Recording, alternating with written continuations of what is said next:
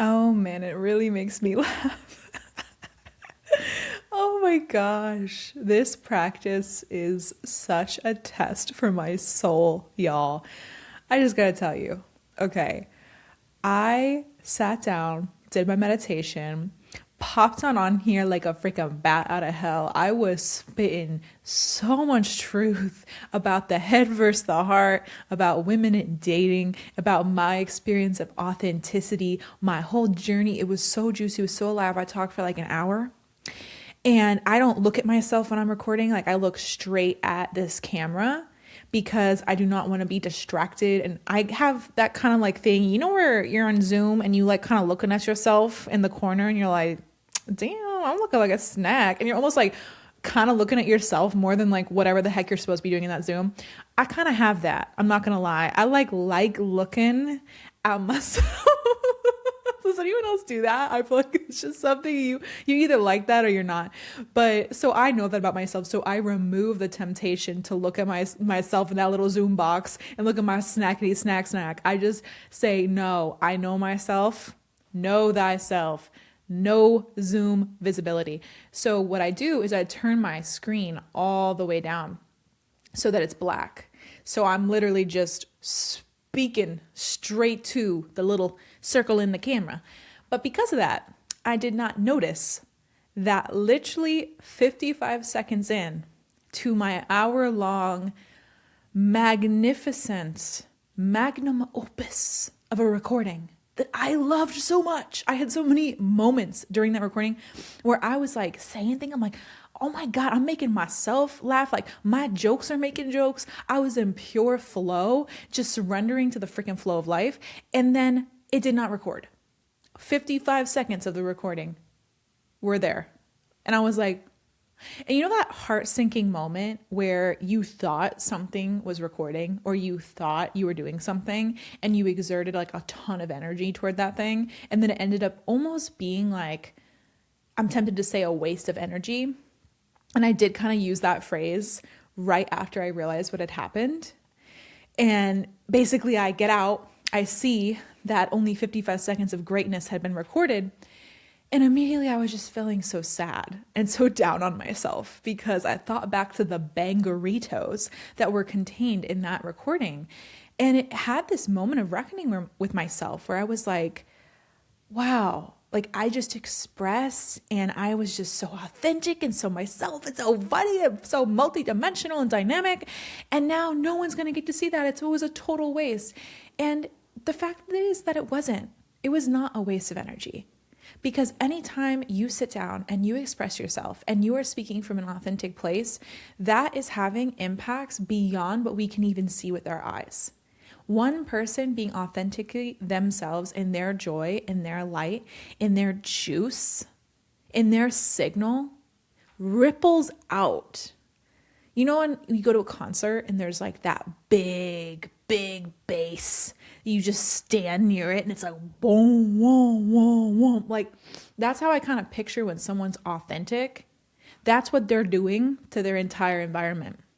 I've been getting this visualization a lot during my meditations recently for probably the last month, where I literally see myself on top of the world with my arms spread out like I'm in a field of flowers, twirling and spinning around while just like going, oh. And then I see the like, from my voice, from my expression, the boom, boom, boom, boom. And just imagine it's like that signal is going to my house, my neighborhood, my city, my state, my country, the world. And I've been feeling that so strongly recently where anytime you sit down and express yourself authentically, even if it's not going anywhere, like I'm sitting here and I was really excited to share that expression because it was just so funny and interesting and insightful. And I really surprised myself by some of the things that I said there. What I love sitting down here and doing is just letting it rip and then noticing certain ways that I phrase things that I've never phrased before because it feels so like fresh when I sit down. I have no idea where I'm even going all of the time that I sit here. So there's this element of freshness that comes through that really excites me because I will say things in a way that I do in these recordings that I've never said anywhere else. Like I'll sit here and I'll say a sentence and be like, ooh, that's a banger. And it only really happens when I allow myself to just talk long enough to get the engine going. When the engine's going, the signal is flowing. And it's like, that's how I've always worked. It's like, I got to rev my own engine. And then it gets to a point, you'll even notice this. It's like when I first sit down and I start speaking, I will literally just, it gets almost like a plane, like taking off. It's like it first starts and you go and you go and you go and you go and you're on a lift off. And then there's that journey and then there's a come down. And that's what I've noticed these recordings feel like to me. In the sensation of my body as I'm speaking, I can feel myself expanding and I can feel my energy, my voice, and the power of what I'm saying getting bigger. So it's a very interesting experience for me that I don't know if you've noticed that as somebody who's like listening to these funny little transmissions, but I definitely have. And I really enjoy that feeling of a journey and of an experience as I scale what seems like the entire map of consciousness in some of these videos. Like I will be in like the depth of guilt and shame, and then I will work my way into fear, and then I'll work my way into joy, love, peace, bliss, enlightened thought. It feels so freaking good. So I'm just personally really excited about this. But I recorded an hour-long banger and it got lost to the wind. So I go downstairs and I'm dejected. I'm feeling frustrated. And as I've talked about before, just naming how you're feeling is so powerful. It immediately allows the feeling to move through you and dissolve and make space for something new and a new experience. So I just owned, okay, I recorded something for an hour and I felt so good about it. And then it wasn't recording. I'm frustrated. I'm upset. That is not how I wanted things to go. And I'm just going to let that sit here. I'm going to marinate in that feeling of frustration and upsetness. And I let myself, sit in the mud of my own emotional state for probably 5 minutes. I went down to Cam and I was like, oh my gosh, baby, you're not going to believe it. That entire thing didn't record. And he's just like, oh no, let me go see. And he's so grounded, so peaceful, so gentle. He comes upstairs and he looks at it and he's like, yeah, it only said 55 seconds. Well, that's okay. I'm so sorry, baby. And I'm like, oh, yeah, it's okay. I mean, you didn't do anything. I just wanted to let you know what happened. And he's like, yeah, I know I didn't do anything, but I recognize that's sad. And it stinks that you put that much energy into something and now it's gone. And he was also a little bit sad because I made a joke in that one. I'm going to repeat it now because it's just too funny.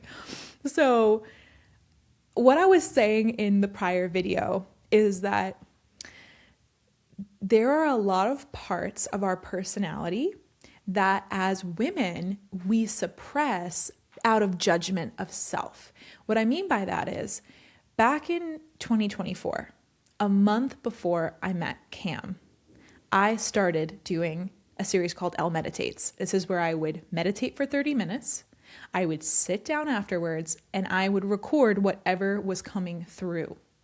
And in my mind, I thought that series was going to be very normal and very striking and very concise. And I really thought that meditation was going to sharpen the arrow of my mind. And so that in my head, I would sit down, record myself, and then the reflection after my meditation would be like a 3-minute perfect reel. And it would be like, talking head, straight to camera, super concise, no filler words, no weirdness, just straight up like the exact kind of thing when you think of like short form content, like chef kiss short form content. In my head, that's what the series was going to be. Now, as we all know, if you're an OG and you were here during this period of time, that is absolutely not in any way, shape, or form what that series ended up being. That series ended up taking me for a ride. I thought I was creating content. Content was creating me. Okay. It was wild. The things that I was sharing in those meditation diaries blew my own socks off. And there were points where I did it really interestingly. I said publicly, I'm going to meditate for 30 days and I'm going to record videos afterwards. And people were so fascinated and interested by the concept because I was using it for a public accountability that after I recorded my first one, I was like, holy shit, that is not what I thought it was going to be. I thought this was going to be real normal. I thought this was going to be real incisive, real direct. It was not. It was Mr. Toad's wild ride on these hoes. Okay. It was, I am going to be wild, free, untamed, unpredictable. I'm going to show you my jokey side, my meme maker side. Did you know I used to be a meme maker? Did you know I used to be a professional freelance meme maker? You baby did it. Did you know I used to run a Facebook group with 45,000 members at the University of Florida, all about memes? Yeah, swampy memes for top 10 public teens. Okay, that was my jam. I think that group still exists. You could look it up if you want to. But anyway, I would suppress those parts of my personality, kind of the wacky, wild, free, untamed, yin or feminine sides of my personality, which is really where all my juice lies. Like, let's be honest, like so much of my juice is in how wacky, weird, whimsical, the W's, WW dot, that I am. But I was suppressing all of that, mostly with men. And this is what I was getting into a little bit in my last video. I think a lot of women who are incredibly smart, who are competent, who are logical thinkers, who can get stuff done, who can go from A to Z, and they're just like, ooh, boss bitch. I think a lot of these women, my past self included, they're going a little too heavy on the logical side.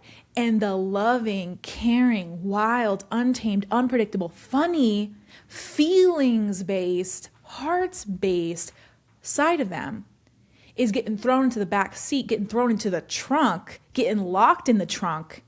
And then when they're meeting men in their dating life, the man's like, ooh, I'm not feeling anything from this woman. This woman's feeling like talking to a dude. And I think this is what's happening.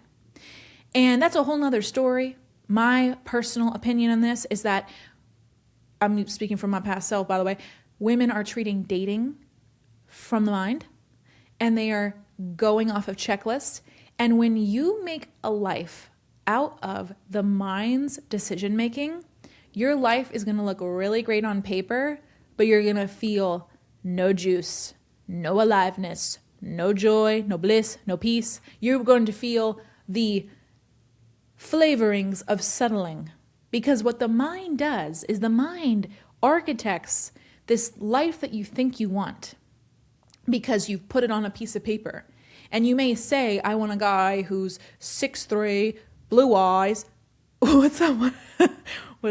6'5", blue eyes, finance, 6'3". You know what I'm talking about.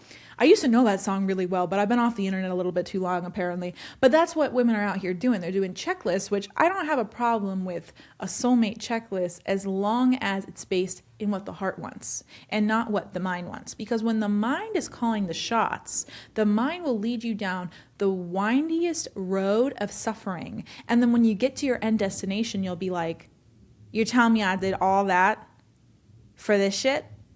Are you serious? I did all of that to not even feel good about my life. That's what I think a lot of people arrive at. It's also called a midlife crisis. Okay. So I think a lot of people are in this stage right now where they've let their mind call so many shots in their life. And then one day they wake up and the heart is now screaming, hey, hello, are you out there? I am not happy. And then they up and leave. And it surprises everyone around them, everyone in their life, because if we don't listen to the heart in micro moments, if we don't create space to listen to our heart every day, then over time, putting the heart in the back seat, the heart will eventually gain the strength to yell so freaking loud in that back seat that you stop the car, turn around and say, what do you want? And then the heart goes, I want to leave this relationship. I don't even like this person. And you're like, fuck, I can't unsee that. Oh shit. I'm going about my day. And this one guy on X who listens to our podcast, I remember he sent us a message and he's like, I've been in a relationship for 4.5 years. We have a house together. We have a dog together. We have our entire lives commingled. Our families love each other. Everyone's waiting for me to propose. And I know she's not the one. But I have been sleepwalking on autopilot through this relationship. And it just kind of fell into my lap and it felt so easy. And I wasn't even really aware of what I was doing. And all of a sudden one day I woke up and we have a house together and we have a dog together, and she's waiting any day now for a ring that I don't really want to give. But now I'm feeling like I have to give it because I feel bad out of guilt and shame that I've literally led this woman on for 4 years. Her thinking that we were on the same page, her thinking this was leading to a marriage and a family. But now I'm off autopilot. My heart is screaming too loud in the back seat, and it's going to take over and blow up what my mind has created. That is what happens when we don't listen to the heart. That is what happens when we let the mind call the shots in dating. Any life that the mind architects will feel picture perfect, but devoid of life. I'm going to draw an example here because I feel like what's happening about people making decisions from the mind versus the heart is apparent in so much of what's going on in society. So you know how there's like the fall of influencers? Why is that happening? Because influencers, when they first started out, were coming from an authentic place of true, fun, playful expression. But along the way, expression started to equal business metrics and money, okay? When expression started and really fun and play started to be put in a box by the mind of I have to become an influencer because I subconsciously need the validation, because I need money, because I need to market my product, because I need to put myself out there and be visible because XYZ, a ton of different reasons. Whatever your reason is, you can pick your poison. When that started happening, influencers became people who, and I've seen this with my own eyes, will take 1,000 photos on a trip to Ibiza with their friends, and they will post a single one of those 1,000 photos that is a micro movement. Like let's say this is a girl in a bikini, right? It'll be like a picture. All of them will be like this. It'll literally be like watching someone in slow motion move. There's 1,000 of these, and she's looking for the one where her waist looks snatched and her eyes look big and her eyelashes look amazing and her abs have that little indent and her butt looks bubbly and juicy, and she's looking for that one photo. And she's going to edit it perfectly. She's going to have that Facetune on so subtle. Ooh, no one can look. You zoom in. Is there Facetune on this? Oh, it was done so well. It was done so well. And she's going to post that photo on there. And people can feel the amount of effort that it took to create that photo. You don't think that people would be able to feel that, but energy doesn't lie. So anytime somebody is manufacturing from the mind, they are architecting, they are performing, they are putting themselves in a very particular package out of the energy of control. When control is at the forefront, the magnetism drops to the basement. What actually attracts people to you is dissolved because people don't like feeling the energy of control hidden within expression. It's so subtle, but it's the reason why people pick brands on a shelf. It's the reason why people scroll right past the picture perfect Instagram photos now. It's the reason why the influencers, and I don't even like using that word, but people who are creators, who are leading with authenticity and sharing their voice in the way that only they can. Insecurities and all, bad lighting and all, whether or not I got a little double chin here or at all, whether I'm not doing this, right? Like taking the 1,000 photos to try to like go across a certain way. I am just simply being myself. And I'm allowing the authentic signal of my expression to attract and repulse whoever does not fuck with me. That's what I'm doing. And that's where I feel like the creators of tomorrow, the people who are actually going to have staying power, that is what they have in common, is they are like a sequoia tree. They're rooted in their own expression. And let me go on this beat for a little bit, because this is something that's been very much top of mind for me. I believe that right now there are high distortion creators. When you look out into the field, it's a bunch of people creating things based on what they think other people are going to like. What does that do? That distorts the very thing that makes creativity attractive, that makes expression magnetic, that pulls people in effortlessly. That is what happens when the heart leads. When you lead and express and create from the heart, you are magnetic.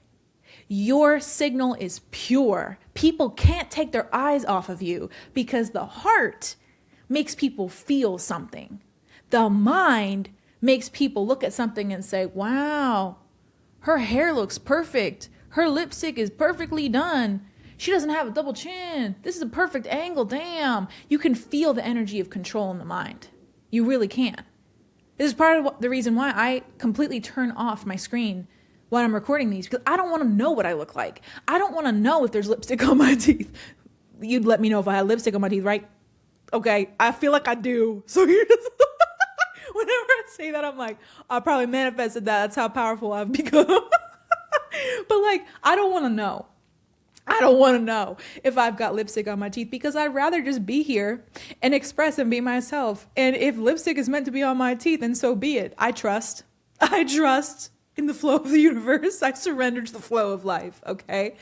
And so I feel like that's what people are moving towards, because why did TikTok take off? TikTok took off because the first people who post on a platform are usually just playing around. They're having fun. They're creating from the heart. You remember that one guy who was on like a skateboard and had like Fanta and he's just drinking Fanta, listening to some vibey ass song from the 70s.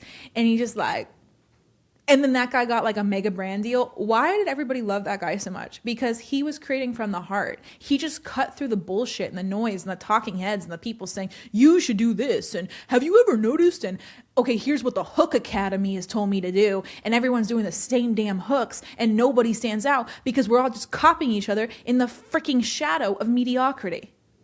That's what's happening. And let me just say this too, because you'd think, okay, called out. By the way, I used to be this too. I'm not going to lie. How do I see all this? Because I used to be this. I'm just speaking to and from and through a former self of me to you. And maybe it resonates, maybe it doesn't, maybe you think I'm nuts. I don't care either way. But what I will say that I've noticed in a large amount of creators, as a creator myself, is that you can have someone who starts expressing from a very playful, authentic, joyous, inner child is coming out. They don't care how they're being responded to. The way I describe this is, on Friday, we interviewed a man who is wanting to host the boardwalks in California. We've gotten a flood of applications from California. I feel like we're taking over the state. It's really exciting. So this guy applies, we interview him, and I overhear him say that he is so outcome independent. And he said, when I was in middle school, when all the other kids would be pooping their pants and nervous out of their minds about giving a book report and standing in front of the whole class and sharing what they learned in their book report, I was completely calm. And I didn't care how it went. And I just said, I'm going to go up there and I'm going to have an experience. That is heart-based living. Outcome independence is where all incredible art comes from. Because if you are creating for a specific outcome, it's now been distorted.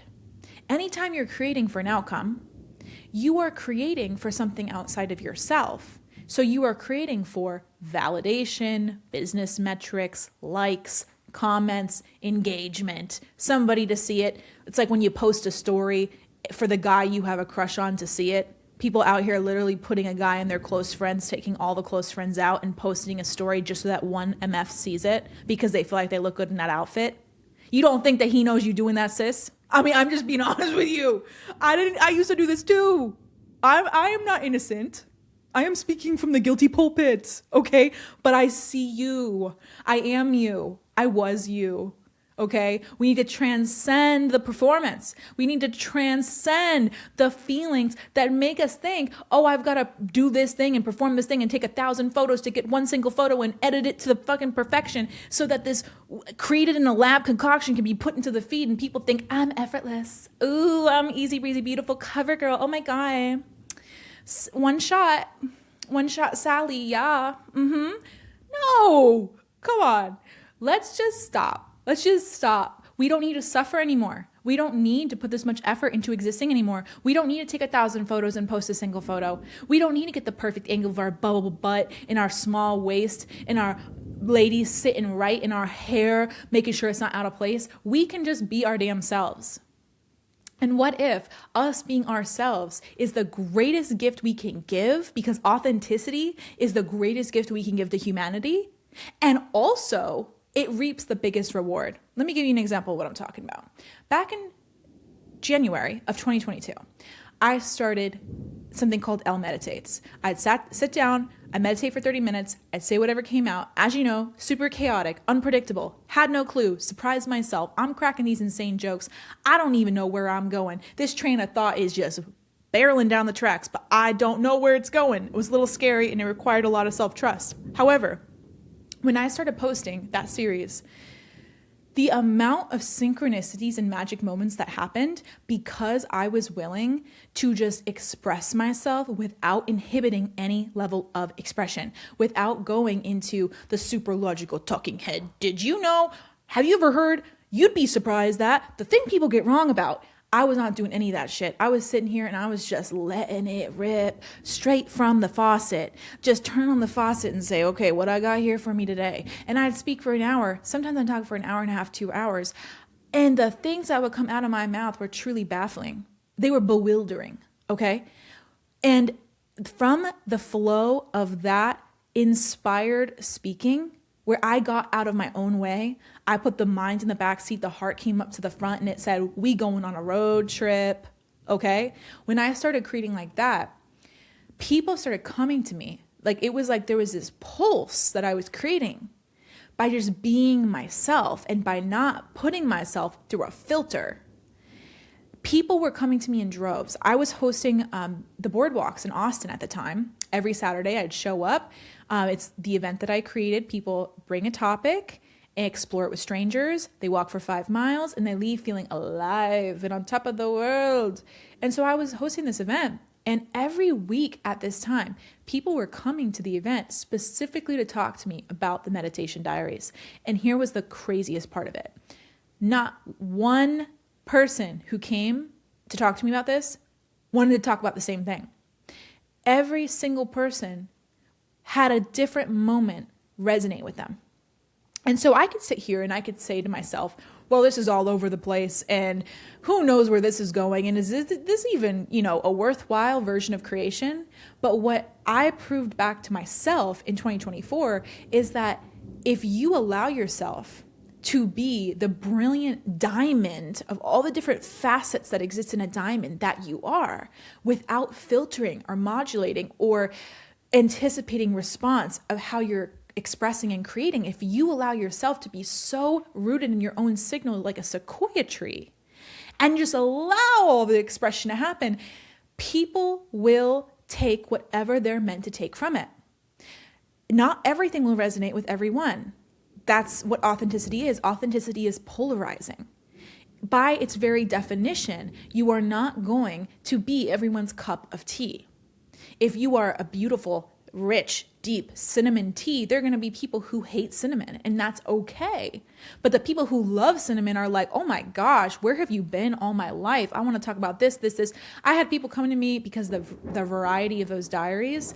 I had people coming to me wanting to talk about, you said this thing about, how some people are more internal processors versus external processors. And the next day it'd be like, you told that story about that relationship you were in that was unhealthy and it really resonated with me. The next thing was like, I watched the video you made. It was basically like 15 minutes of a comedy set of me just talking about how I was in my apartment gym and it was just 2 people in there. And there was a guy who farted. And he did not claim the fart. And he actually blamed it on me. So someone else came into the place and he was like, oh my God, do you smell that? And he was like, oh yeah, it wasn't me. And he looked at me and I was like, no. You're not going to blame me for this travesty that our nostrils are enduring. My nostrils aren't caught on fire by my own doing. Not this time, bucko. So it was just like 15 minutes of me doing that. And so people either bringing fart jokes, unhealthy relationship, insight that I came up with, the variety of it was absolutely wild. And that was the point. I feel like when I look back on that season of my life, I recognize that it was my purest signal and my purest expression that resonated so deeply with people. And people, their minds are open, like almost like signals. Have you ever seen that in the Finding Nemo movie? There's that little like anemone thing that's kind of like little tentacles float in the wind. I feel like that's all of our minds. And some people listening to me speak right now, they're going to pick up like this random thing I said. And another person is going to pick up this other random thing I said. And we're all just like little tentacles picking up whatever we're meant to pick up. And so if you as the signal, you as the expressor, the creator, trust that whatever is coming through you to say is perfect, and you don't modulate that or manage the response or manage the reaction, that's when everyone who is meant to have their little anemone pick up something from your signal actually gets to receive it from you. And oh my gosh, I'm just delighted right now because it is thundering and lightning so intensely right now. It feels like the aura points I'm getting right now. If you can hear this, you would be like, what? But if you can't hear it and it's just me, then LOL. Just know the ambiance on this one. I feel like the comeback kid recording this after my whole hour was lost in the sauce. I feel like I'm Rocky round 2 against that Russian dude. That's how I feel. This is so cool. And I just feel like all my energy's lifting. Yes. Okay. So back to the plot. So let me tell you about what authenticity reaps and the rewards that you get. So rewind, January 2024, I started doing 30 days of these meditation diaries. As you know, super chaotic, super all over the place, unpredictable, untamed, wild. And yin or feminine energy. Let me just say, okay, that's what we're very underbalanced in. So I did all this, and then what happened? On top of all of these synchronicities that I had happen, I'll give you another one because this is so amazing. There's this woman who literally created an X account, and one of the first tweets she saw was me sharing my meditation diary. And her name is RJ. RJ, if you out here listen to this, you are an OG. You are such a real one. And let me just tell you guys, I remember RJ started commenting on my videos, and I remember I click on her profile. She had like 2 followers, and I'm like, who is this woman? But like, she wasn't a bot because her comments were like so rich and so vibrant, and like I could just feel like her consciousness and her energy in them. So I end up like feeling very drawn to her. I connect to her. RJ was a member of like every community that we've done. She was in our gratitude community. She was in my women's dating community. She was in, we hired her for multiple jobs because she's just so amazing. She could do anything. RJ is a limitless being of light and love and joy. And so whenever we be like, we need somebody who like is really creative and has an amazing eye to do this specific weird thing in our business, we're always like, RJ. Yes, my girl. So RJ came into being because of these meditation diaries. And it's so cool to think that because I followed my highest authenticity, we effortlessly attracted somebody who to this day is one of my favorite people that I've ever met online. And just the other day, Cam interviewed her. They had a conversation on our upcoming podcast. Keep an eye out. This one isn't even released yet. It's our new podcast, baby. But he had an interview with her, and they decoded his human design. RJ gave an amazing reading, and he like got off the phone and was like, oh my God, that was an incredible conversation. And I was just feeling like so excited off the energy. And I'm like, all of this happened because I decided to be authentic in 2024, and that just happened to land on RJ's feed. So the algorithm gods were on our side that day. But I'm going to tell you the biggest gift that I got from being authentic for that 1 month. So President's Day 2024, I had just the day before supported my dear friend Danny Miranda in running the Austin Marathon. And I created these signs, and it was like this shiny sign that said, be the light. And one of them said Godspeed on it because he had this running club called Godspeed. And I was so excited. I'd never been to a marathon before, but I was just like so excited to cheer him on and to be a support system for him. And so I go there. It's amazing. I like go to dinner with his family, his parents, and it was just so amazing and so fun. And the next day, I decide, you know what? It's President's Day. Everybody has the Monday off. I'm just meandering around my apartment, lazy walking, and something tells me, go to this little yoga studio in Austin and sit in the meditation room and just write on your phone. I loved writing stories on my phone at the time.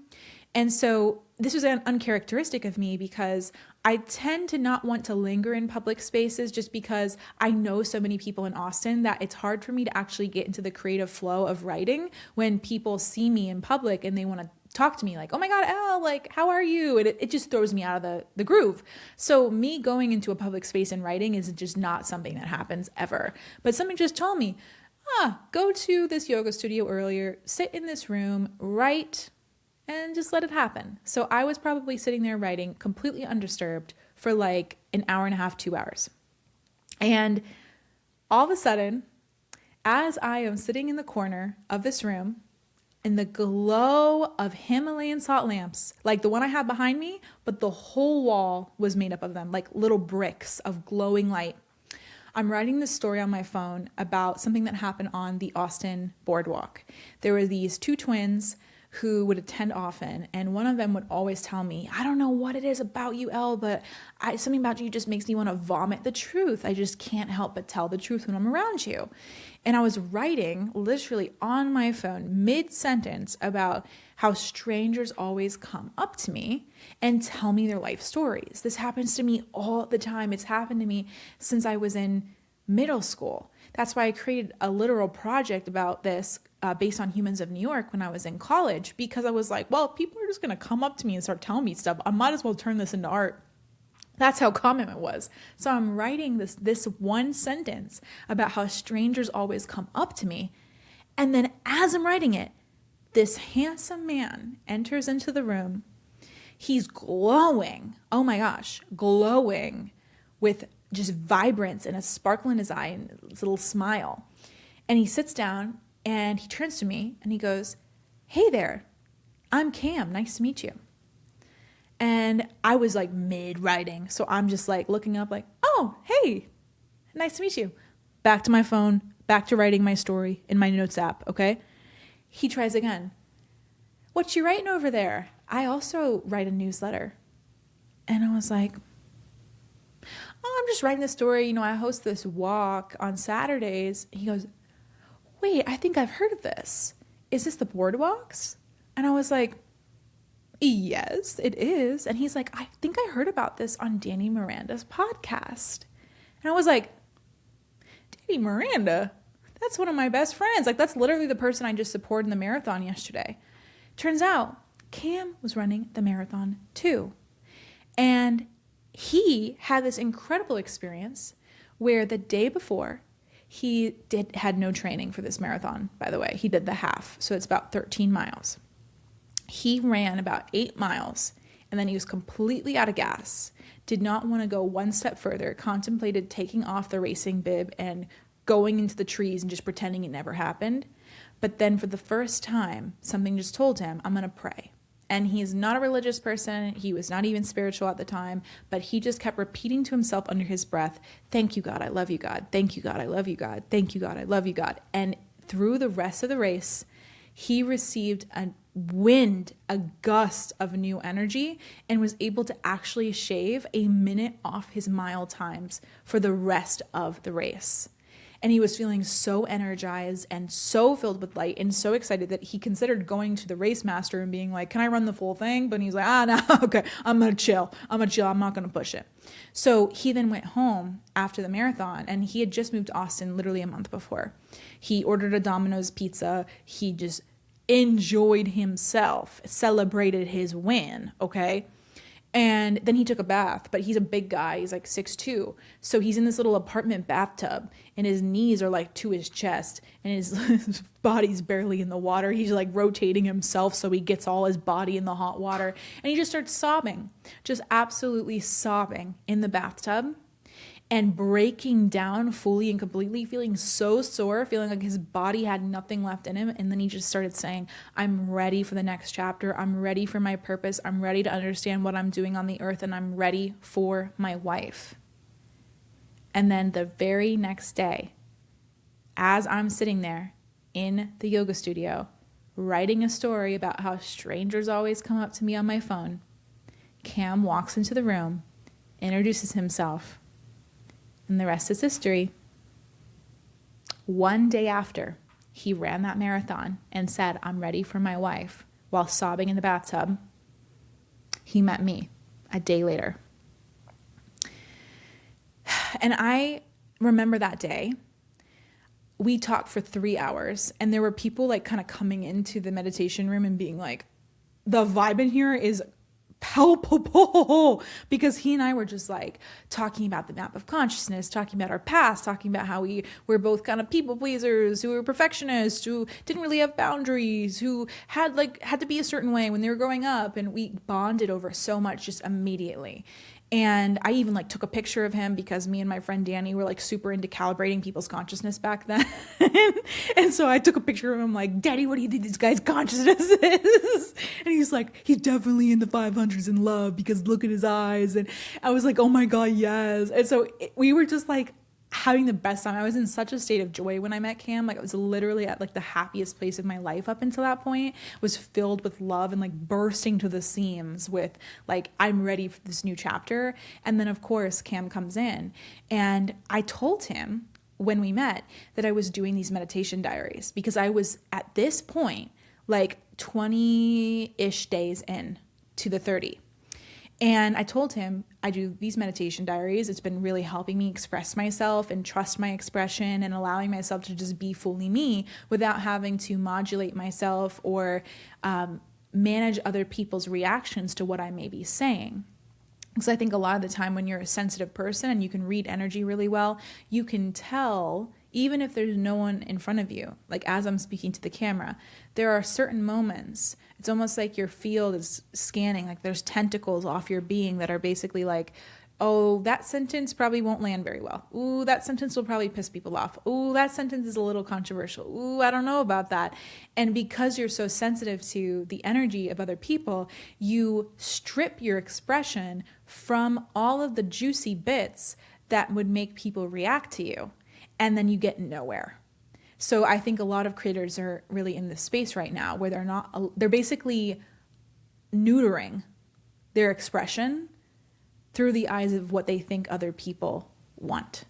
They are neutering the very part of their creative expression that would resonate with people because their nervous systems cannot handle being misunderstood, being misperceived, being made fun of, being all of the potential unsafeties that come with being visible and seen by millions of people. So what do? You create in a very safe, predictable, formulaic, mind-based way. And because you're doing that, you're not actually going to grow to your fullest potential because you are not just a walking brain. You are a full human being who has a heart and a mind in equal measure. And when you let the heart lead in your content and then allow the mind to do what it does best and create these systems that can support your pure expression, that's when you really start getting somewhere. That's when you really start to unlock the magnetism that you were born to embody. So I told him about these meditation diaries literally as we're in our first conversation ever. And he immediately was like, "What's your YouTube channel? I want to watch them." And I remember a little bit of me was like, "Ooh, okay. Well, he's probably going to watch these and think I'm absolutely certifiably nuts." And I had that thought, but I was like, "Oh, who gives a fuck? I'm just going to give him the link." So I gave it to him. I'm not thinking he's actually going to watch them. Turns out he watched every single one of those videos. And he reached out to me and was like, "I freaking love these videos and I'm going to do the same thing." So he does something called Solitude 60 where he'd sit in silence for 60 minutes and then just record his reflections right after. So he basically like did the male version of what I was doing, which is so funny because that's just how he and I are. We're just like this beautiful blend of the yin and the yang, the masculine and the feminine energies. And so he watched all of those videos and he got to know who I actually was in my fullest expression, which I had been hiding in a way from men. Because those parts of me, those more unpredictable, wild, untamed, heart-led parts of me, which are also the funniest, the most playful, joyous, fun to be around, hilarious, weird, whimsical, wacky, not perfect, but perfect in their imperfections. Those parts of me are actually what people love the most. But up until that point, before I started recording videos like this and speaking just as myself without even really knowing what the heck is going to come out of my mouth, up until that point, I was only doing very controlled expression.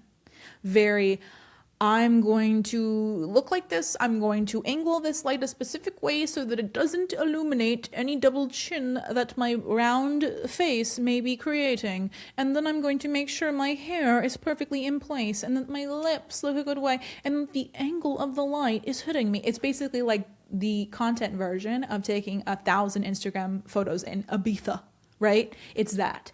So back then, I was creating from a very controlled place. And when you're creating from a controlled place, you're creating from fear. You're creating from the mind. And because you're creating from control and fear and low frequencies, that will only get so far. So this is where you have a fear of being seen, you have a fear of visibility.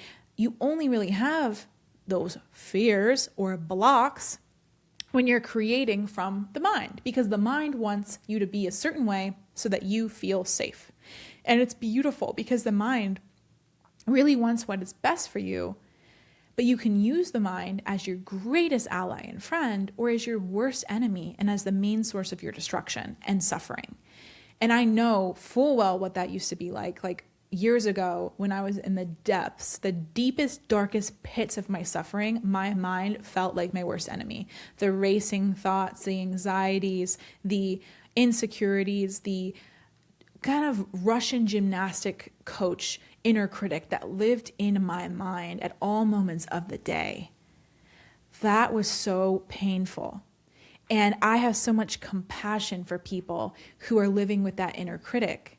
But I want you to know that spaciousness, regulating your nervous system, tending to the beautiful garden that is you, allowing yourself the amount of space and silence in your day for the heart to speak to you, and trusting yourself to listen to the heart and take the action that it desires, this is exactly how you shift your inner voice from the Russian gymnastics coach to Bob Ross.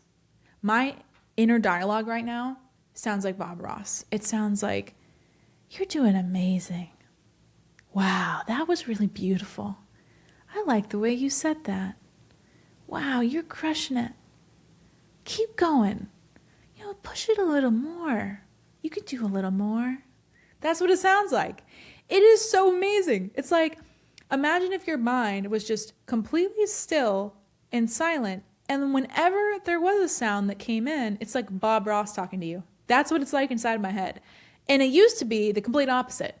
It used to be, oh my God, your double chin looks crazy. What does your hair look like? Do you have lipstick on your teeth? Ha ha ha. Oh shit, your outfit's ugly. Oh no, people can see your back fat. Oh no, your arms don't look good. Oh no, that was what it used to be. So just to give you that contrast, after doing an incredible amount of inner excavation and inner work, I was able to tap into changing the voice in my head from fear-based to intuitive-based. And I want to give some tips for anybody who may be resonating with this. Fear is always in past or future tense. That's how I differentiate fear versus intuition. Intuition is in the present. Intuition is always something, just like the story I told you when Cam got the intuitive message of, hey, you need to go to the yoga studio right now. He was in the middle of writing a piece. He got this intuitive ping. It said, go to the yoga studio right now. And then he met me. It's right now. It's present. It is not 5 years from now. It's not 5 years ago. It is right now. It is these small voices of, hey, I want to do this. Hey, try this. Hey, this would be fun. Hey, oh, this would be nice. The more we listen to those small whispers of the heart, the better our life gets. And the more we listen to the voice of fear that is really just coming from the mind and coming from the frequency of control, the more we create a life that looks really amazing on paper, but that feels so hollow inside. Because when the mind is in the front seat and creating a reality, it is creating that reality out of safety and scarcity. It is creating things that will keep you safe. So sometimes that can look like a relationship that is perfectly fine, but it is not the one. It is not the person who lights your soul on fire. It's not the person who you open the door and you run to them because you cannot wait to see them, even though you just literally went to Walmart and were gone for 20 minutes. That is the relationship that the heart will create. The mind will create the relationship that falls apart in a couple years because you both realize that you're growing in different directions and there's really nothing here anyway. And we're kind of forcing this the whole time. And also we're both exhausted and burnt out because it's so difficult to be around the wrong person 24/7, right? That's what happens with the mind. The mind has you create a life that looks great on paper, but feels hollow. The mind has you buy 4 sports cars, put them in your garage and never drive them, and then spend all your energy cleaning them and making sure they look picture perfect and pristine, but never actually taking them out of the garage and driving them on a clear open road and feeling the wind on your face and feeling the reason that your heart was even drawn to that car. The mind creates a life that requires so much upkeep for no reward. And this is why people have midlife crises. Because what happens is if you imagine that your mind is in the front seat with the steering wheel driving, creating a very controlled life that's very safe and that makes you feel really good about yourself and gives you validation and gives you these things you think you want. Really society's desires. The mind creates a life based on what it thinks other people want. Meanwhile, you throw the heart in the trunk and it's locked up in the trunk. And for the first couple years, you're on autopilot and the mind's driving and everything's going well. But then a couple years into that life, the heart works its way out of the trunk, crawls into the back seat and starts talking to you. I don't like this. I don't like this. I don't like this. I'm not happy. I'm not happy. I'm not happy. And it starts getting louder and louder and louder and louder until one day the heart is screaming and saying, I need to leave. I need to leave now. And the mind finally listens. But it's 5 years into this life that the mind created, and it's just now listening to the heart, and it creates what seems like an existential crisis. Everybody's looking at you and thinking, why are you leaving this relationship? Why are you leaving this house? Why are you quitting your job? Why are you doing this? Because when the heart is not listened to day by day, moment by moment, and you're shoving the heart into the trunk, eventually the heart is going to scream so loudly that one day you can't ignore it anymore. And you put the heart in the front seat and you let the heart drive. And when you start allowing the heart to drive, usually it's in response to a life that feels dull and does not feel juicy and does not feel fun.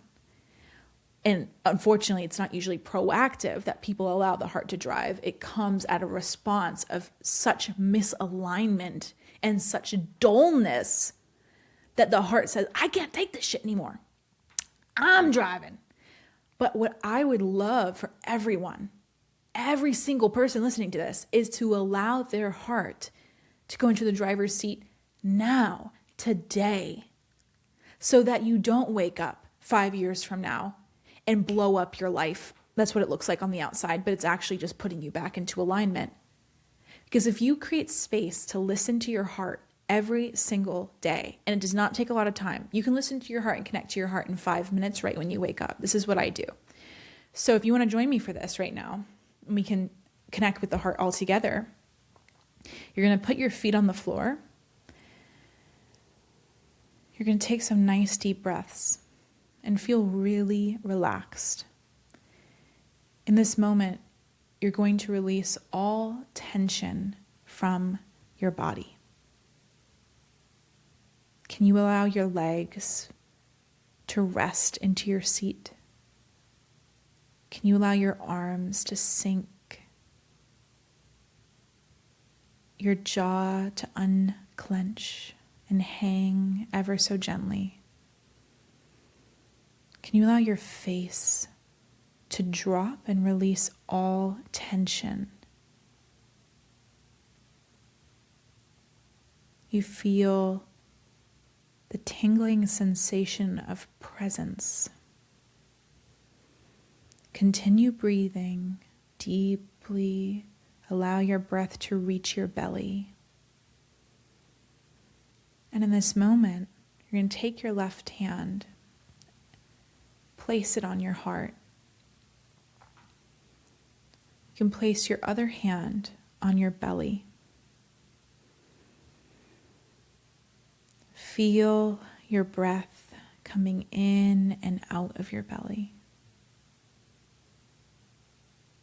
Can you relax 10% more? Can you sink into this feeling?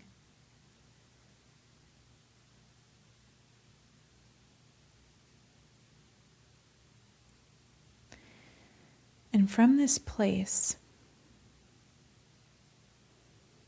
we will begin speaking to the heart.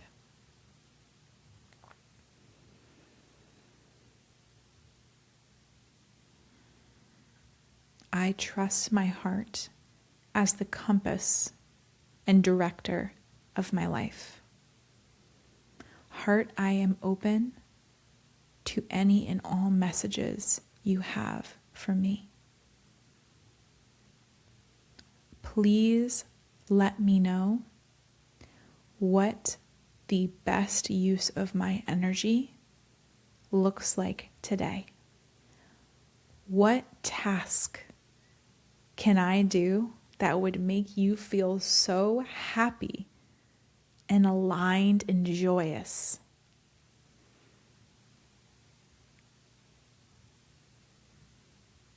I trust you, heart, to make my decisions. I hear you. I honor every intuitive message that you give me. I am always listening. I am open. I am eager to create a life that feels fun and joyful, and that has every single day having me jump out of bed and saying, what do I get to do today? Oh my goodness, what a time to be alive. And that is always because I listen to you, my heart. What messages do you have for me today? How would you like me to use my energy today?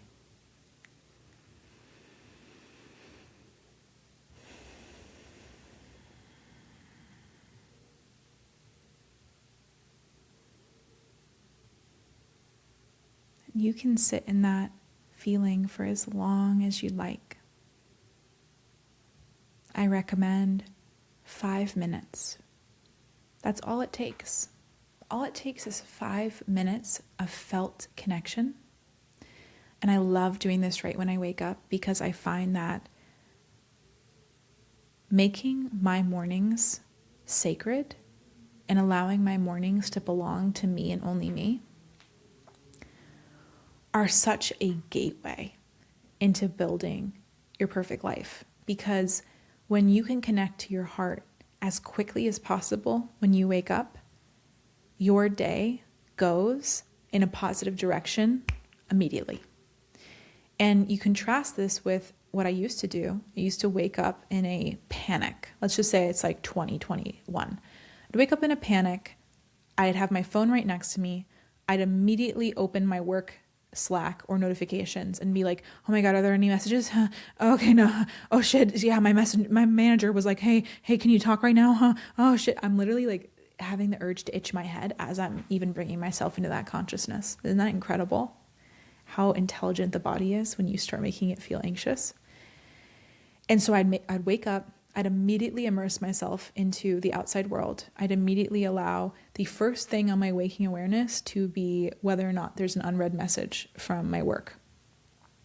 I would be thrown into technology. I'd wake up in a rush. I'd throw my blanket off of me. I'd run and jump onto the floor. I'd start hurriedly, rushingly doing things like brushing my teeth, brushing my hair, taking a really quick shower, but none of it was slow and none of it was present. It was all in this feeling of urgency, in this feeling of, if I don't do this, I'm not going to be okay. And you can wake up like that, or you can wake up like this. This is how I wake up every day now. You can open your eyes and immediately feel safe. There is nothing I need to do. There is nowhere I need to be. I am safe right here, right now. I slowly and gently get out of my bed, allowing my body to stretch. There is no feeling of urgency at all. If I notice I'm having some thoughts, I redirect the energy to my stomach. I do this by lightly tapping with this side of my fist onto my stomach for a couple minutes, just lightly tapping. You'll notice that it'll take the energy from the head, moving it down to the part of the body that you're activating.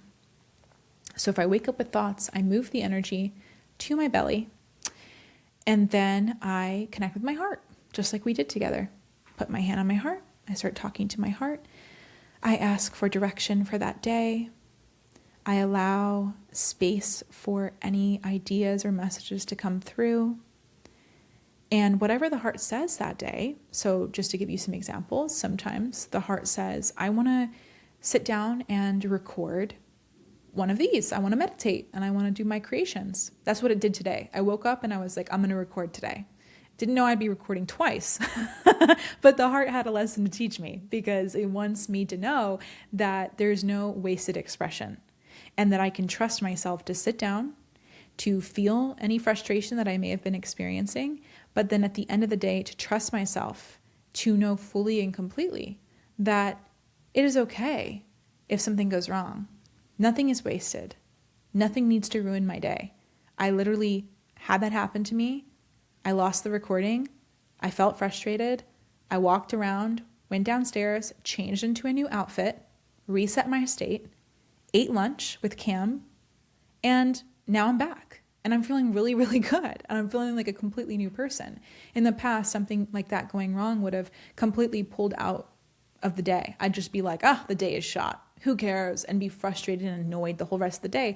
But I chose differently. This time I'm like, okay, maybe the first one was a warm-up.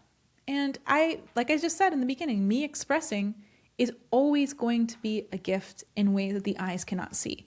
Anytime you sit down, even if you were to just sit down right now and speak out loud, positive, affirming thoughts of yourself, you would be doing the service for humanity because you raising your own state and your own emotional experience impacts everyone around you. If you were to go out and go to work and interact with 10 people today, because you took time to express yourself positively, they're all going to feel a little bit lighter because you feel a little bit lighter. So it's never isolated. It's never, I meant it to be this certain way, right? That's a mind. I was expressing so it could be recorded, so it could be shared. And as soon as I fall into those patterns, the heart always gives me a little bit of a lesson and says, but wait, we're just doing this for fun, right? We're just doing this for fun, right? You're not doing this for content. Content's boring. Content doesn't sound fun. Content doesn't let me play. Oh, like we just had a fantastic expression and now you're going to be sad about it?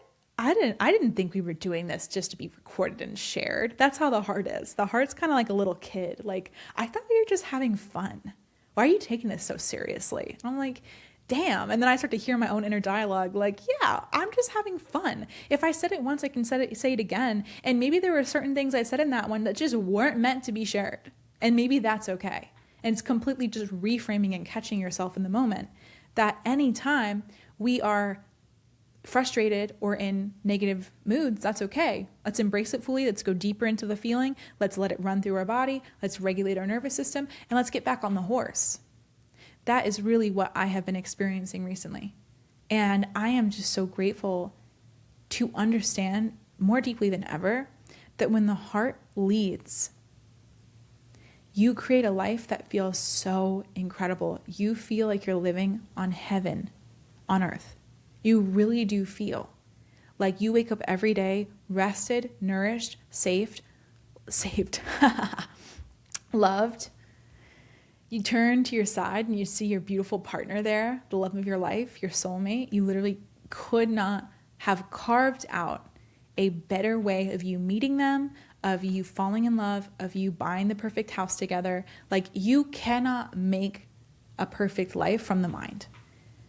Like, the thing that's coming to me right now is every single thing that I have now, which is picture perfect to what I always said that I hope for.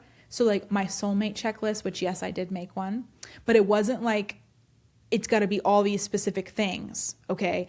It was like specific flavorings, but also I'm open to the magic. What I wrote on there is pretty much to a T exactly what Cam is. I wrote, I want someone who's over 6 feet. He's 6'2". Okay. Gave me a little 2 bonus inches there. I wrote that he is funny. He makes me feel safe. He's grounded. He's calm. He's handsome. He has amazing flowing hair. And now I got a big old beard recently, and he looks incredible. That's the best looking beard I've ever seen on a man. And I'm like, oh my God, this guy is literally made in the lab for me, right? He has beautiful, happy eyes. That's how I described it. Happy eyes, a little sparkle in them.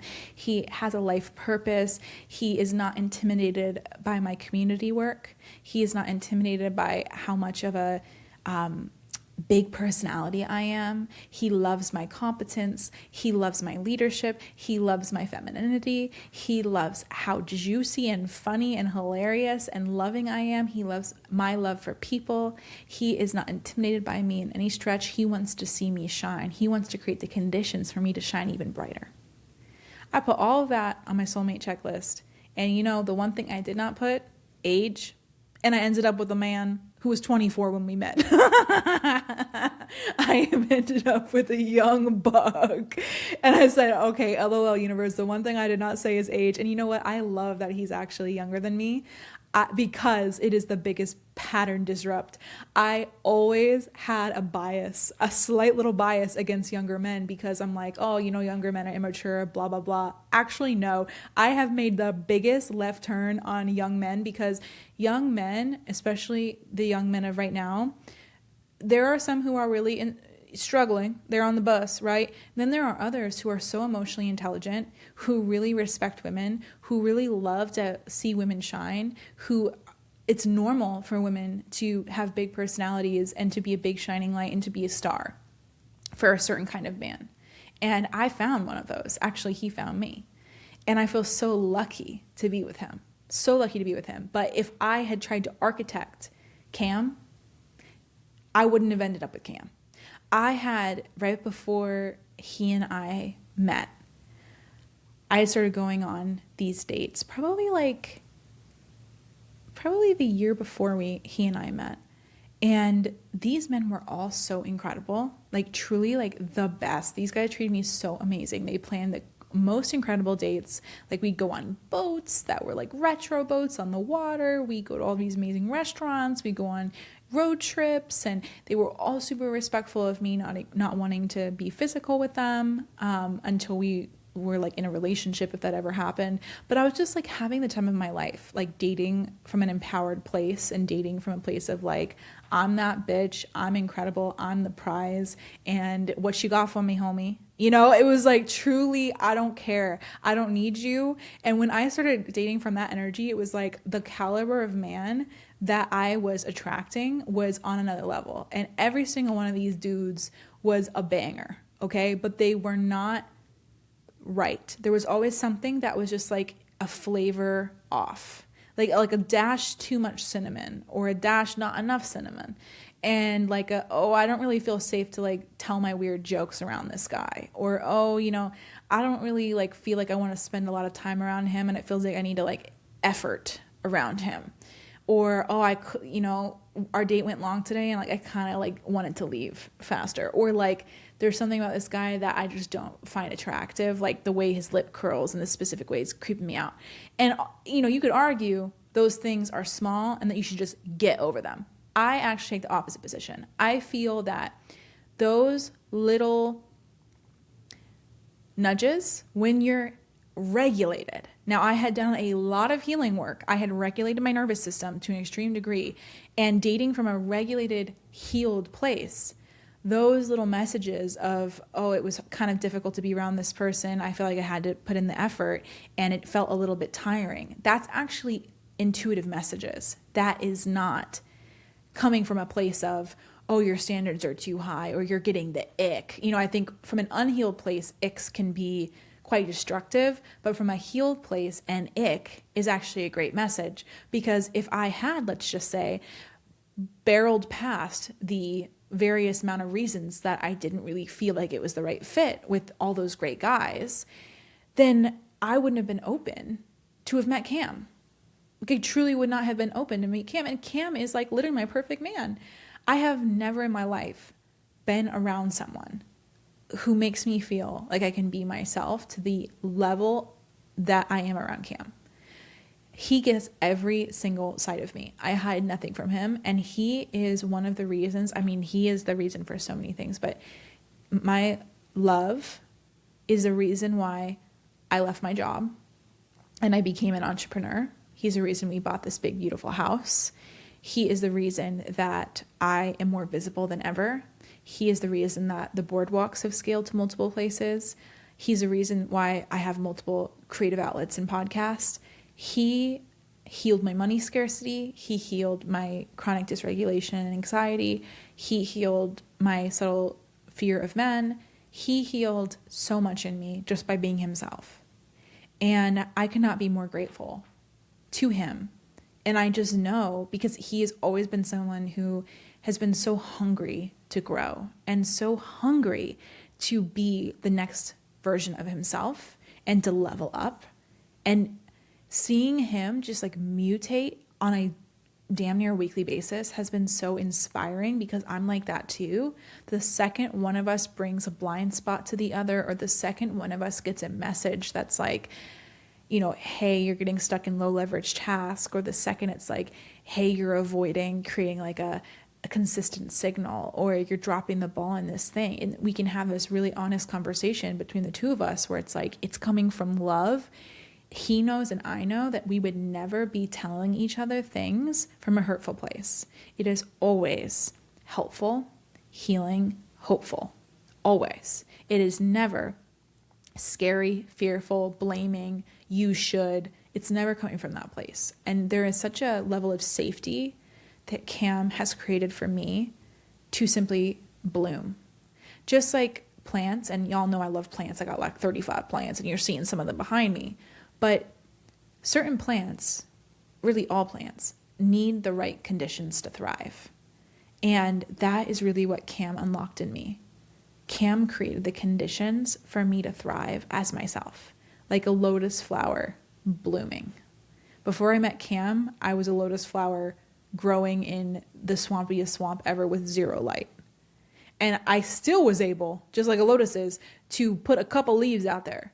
But now that I'm in the picture perfect conditions that Cam has lovingly created for me, I am able to take up so much space.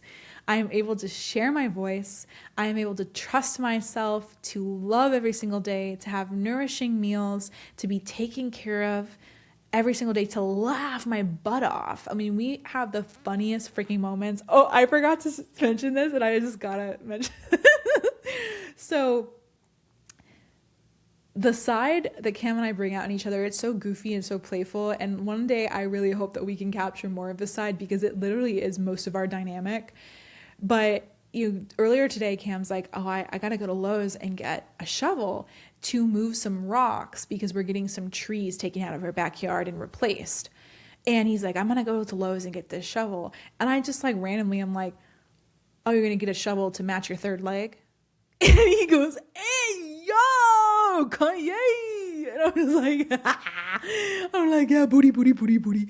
And we literally like run around the house saying the most ridiculous shit. We have this thing right now. It's like kissy toll. Kissy toll means that you cannot move until I get a kiss.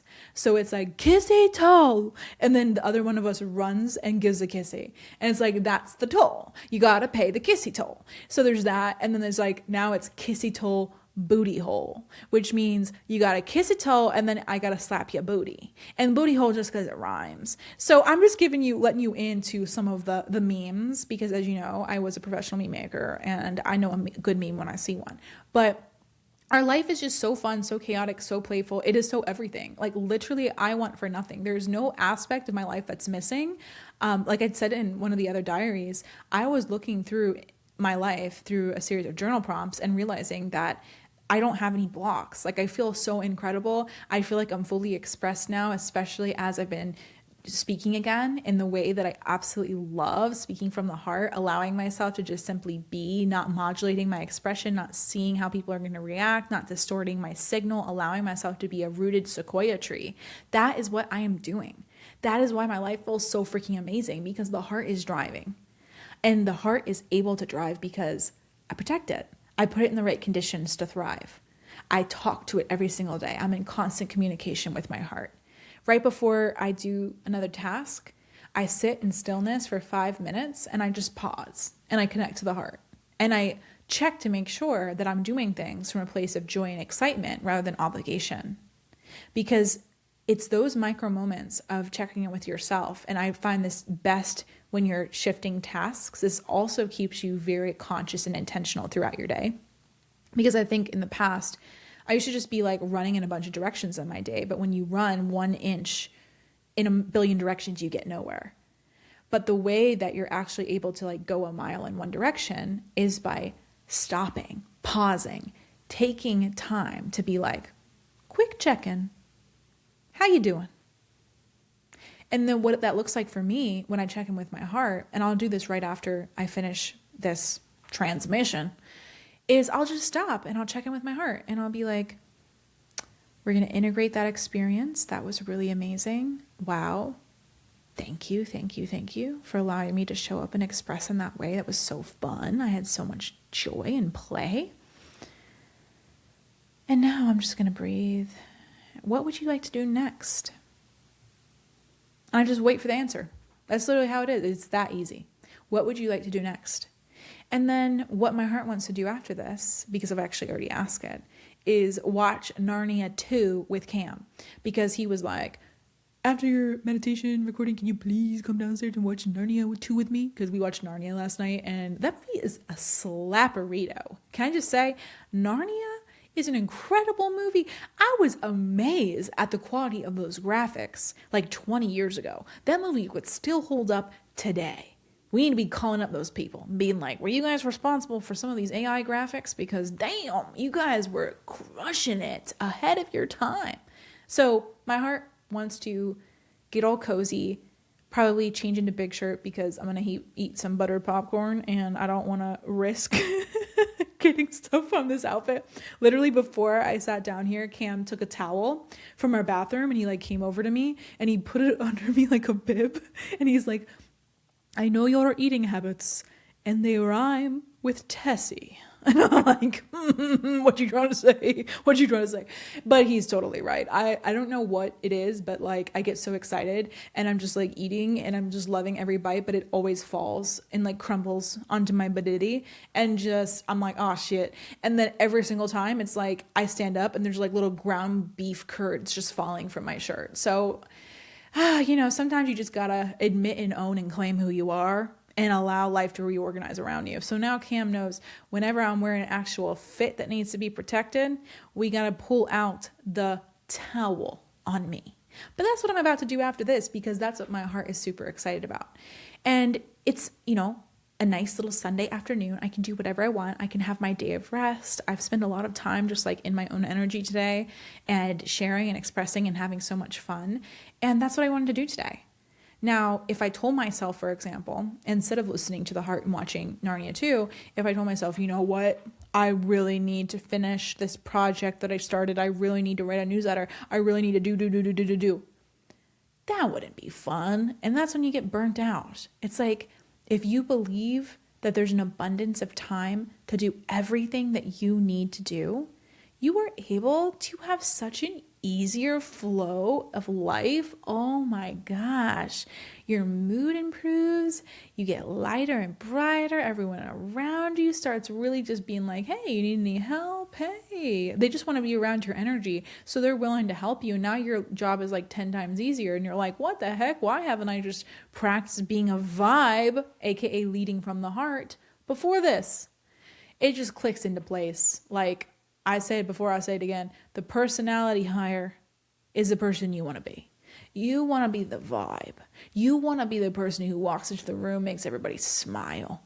You want to be the person who's just doing a little jiggy into the work conference room. Everybody goes, I love that dude. The personality hire has the best life, because the personality hire just gets to come into the room, get paid to be themselves, do minimal work, and be kept around anyway because their just energy and vibe is too damn good. That's who you want to be. I spent about half my time in my 7 years at Meta being the workhorse, and I spent the other time being the personality hire. And let me just tell you, no competition on which one I'd recommend for you. You want to step on into that personality. Actually, you're going to lean back into the personality hire. Just let yourself let go. You don't need to take on more than you need. No one cares. It's not that big of a deal. You being a vibe is better than you being stressed, and you also get promoted more. So if you're thinking I'm just saying this, talking out of my butt, no, I lived this in corporate America. I did this almost for a decade, and I got some war stories, but it's not the time nor the place for that. Anywhoozle, y'all, that's all I've got for you today. I am so grateful to be here. Thank you for listening to this, for going on that beautiful heart-based journey. I don't even know what I talked about today. That's my favorite part, is like, I'll listen back to myself and be like, I said that? Damn. So I freaking love it. This is the best. This makes me so happy. I truly am so freaking happy that I created space to do this again, because sitting here, meditating, speaking from the hip, this is how I love to create. This is the kind of creation that does not feel like effort for me. I'm not a talking head. I'm not a normal person. I'm not someone who's going to be like, here's 3 things that you really need to do. It's like, that's just not me. So the more that I embrace that I'm the kind of person who just likes to sit down here and speak off the hip and who cares, the better things you're going to get from me. That's the experiment that I'm running, and tune in to see if I'm right. I think I'm right. I think the more I speak from the heart, I think the more I allow the heart to be in the driver's seat of my reality, everything gets easier and I become more magnetic. I just feel it. I feel that it's true. And so if I feel it, so it is, baby. That's how powerful we are. I just decided that's true. I just created a fact. But anyway, I love you guys so much. Hope you have a great rest of your week, and I will see you soon. Don't forget to let the heart lead and connect to the heart so that it can give you messages that can make your life feel so freaking juicy. All right, with that, I'll leave you. Bye, y'all. Love you.